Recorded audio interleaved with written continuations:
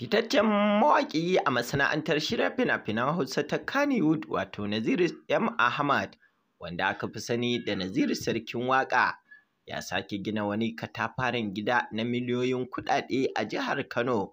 Mawaƙi Naziru Sarkin Waƙa, wanda ya wallafa hotunan gidajen nasa a shafinsa na sada zumunta.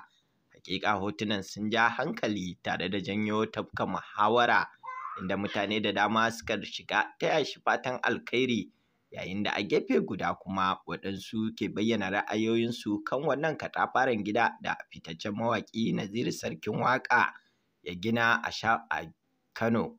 Sarkin Waƙa, wanda ya wallafa a shafinsa na sada zumunta, inda ya rubuta cewa Sarkin Waƙa Mansion, Alhamdulillahi, designed by architect Okasha Abdullahi, under supervisor of engineer Nazir engineer Mustapha Timoni. A nan muke addu'ar Ubangiji Allah ya tsare ya kuma kare sharrin makiya.